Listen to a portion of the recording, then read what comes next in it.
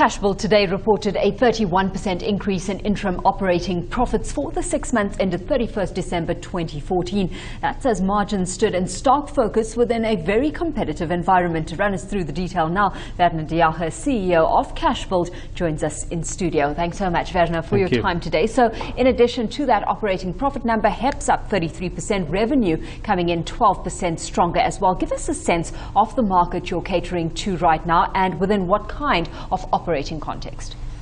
Yeah, we focus on the middle to lower LSMs in the country, and we've seen in recent times that the cash availability is better in the market in which we trade, typically from historical experience. In a time when credit is not as freely available, you see that happening, that people revert back to cash. And at the end of the day, you get 20% more when you pay cash because you don't have to pay interest on anything. Of course, you're leveraging off that cash-paying customer base. Have you felt any bit of the repercussions of the pullback we've seen in lending, specifically the unsecured lending space? I think we've seen that probably a year ago when we were sluggish on our top line, and but I think that's now gone out of the system for us, and we see people coming back to the cash side of the business. Okay, so one would think that margins would come under pressure nevertheless, because you talked about a very competitive trading environment in your release, but your gross profit margins increasing to 23.7% from 22.9% for the prior period. So it shows that you've managed to maintain things pretty stably on that front. How are you managing that, and how much wiggle room does that give you to maneuver moving forward if things get even tougher?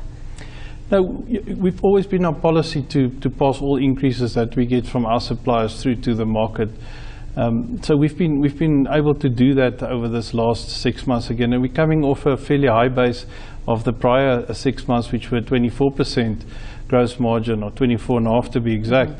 And so we've had to compromise here and there in terms of market competitiveness.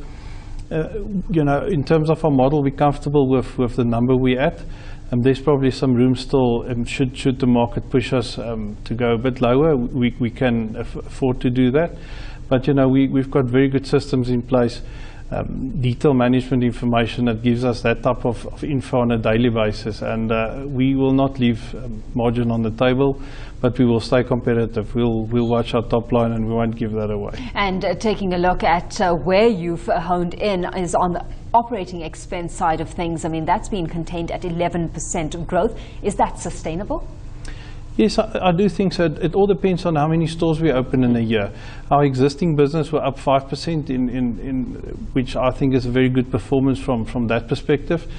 And then the new stores adding 6%. So if we continue along these lines of store expansion, that should be sustainable, yes. Looking at some of the expansion that you have been pursuing, DIY stores, the pilot project has been run. How have things been faring on that front? We've opened 11 of them year to date, and we'll do another one. And then we'll enter into a phase of consolidation just to see and learn some lessons, hone the model, and make some adjustments before we roll more of them. So it's been a mixed success up to now, but it's early days. Most of the stores have been open less than 6 months, so you know it's too early. Most of our stores take 4 years to mature, so it would be wrong to sort of make a comment on that in these early days. And looking at the rationale behind that rollout in the first place, talk us through the market you're catering to, and if there's a differentiation in the kind of market you're targeting when it comes to your traditional format stores versus now these DIY formats. But part of the idea was to be able to get into smaller markets and places where we cannot afford to put a full Cashbuild down. We still offer the full range in that small store, although it's not physically in store. The bigger items like your roofing material and your timber, bricks and that, we deliver from a sister store, if you want to call that.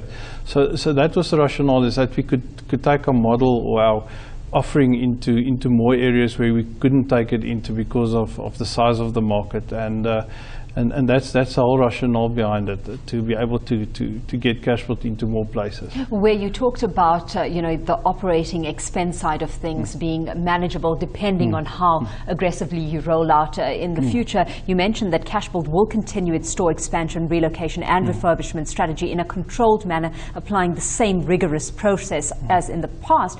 Does the fact that you've got to keep a handle on the cost side of things rein in your growth at all? Or constrain that growth? No, not at all. The rigorous process is, the feasibility models, the financial feasibilities, the availability of electricity, the availability of good people. So we've got a fairly extensive process that we go through before we say yes to a store. And all we're saying there is we're not going to be chasing stores just to get to numbers. We'll go through the same rigorous process, make sure it makes financial sense, and then we give the go-ahead.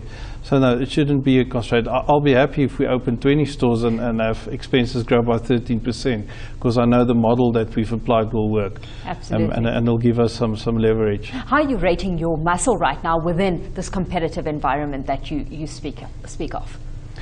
We've always been a fair trader, and we've got very good relationship with our suppliers, and and our customers trust us. So we believe we're well positioned in this market. We can see it where some of our competitors have entered into specific areas where we're trading. The fact that we've been well established there and that we're a trusted brand has stood us in good stead in terms of our trading there. We haven't seen a big impact from that yet. And we're not arrogant about it, but we make sure that we keep the trust that the supply or the customers have in us, that we are good for that. And your outlook, Werner, moving forward now for the next 6 months, what's that looking like? Yeah, we opened or just disclosed the figure for the first 6 weeks after our half year end. It's trading at 14%, which is higher than we had at the half year, which is very positive for us. Margin seems to be in place, or it is still in place, and then the expenses we will control.